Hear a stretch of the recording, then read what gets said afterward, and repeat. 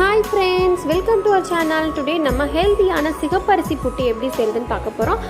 சிகப்பரிசி எடுத்து ஒரு 8 hours ஊற வச்சு எடுத்துக்கணும். நெக்ஸ்ட் அதை நல்லா வாஷ் பண்ணிவிட்டு தண்ணி இல்லாமல் வடிகட்டி எடுத்துகிட்டு அதை மிக்ஸி ஜாரில் போட்டு நல்லா சாஃப்டாக வர வரைக்கும் நல்லா அரைச்சி எடுத்துக்கணும். நெக்ஸ்ட்டு அதை ஒரு பாத்திரத்தில் மாற்றிட்டு கடாயில் போட்டு நல்லா அது பச்சை வாசனை போகிற வரைக்கும் நல்லா வறுக்கணும். நெக்ஸ்ட்டு வறுத்து எடுத்த மாவை தனியாக ஒரு கடாயில் எடுத்து வச்சுக்கணும். அது நம்ம மாவு பசைகிறதுக்குள்ளே இட்லி பாத்திரத்தில் தண்ணி கொதிக்க வச்சிட்டோன்னா நம்ம ஈஸியாக டக்குன்னு அதை வேக வச்சிடலாம். இப்போ இந்த தனியாக வறுத்து வச்சுருக்க பார்த்திங்களா மாவு, அதில் கொஞ்சமாக சால்ட் ஆட் பண்ணி கொஞ்சம் கொஞ்சமாக தண்ணி தெளித்து நம்ம மாவை கிளறணும்.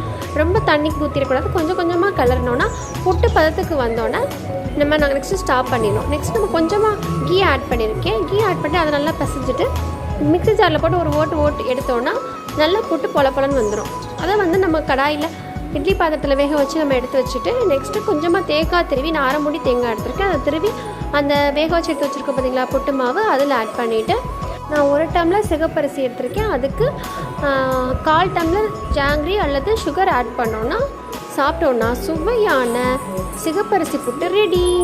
தேங்க்ஸ் ஃபார் வாட்சிங் ஃப்ரெண்ட்ஸ். பாய்.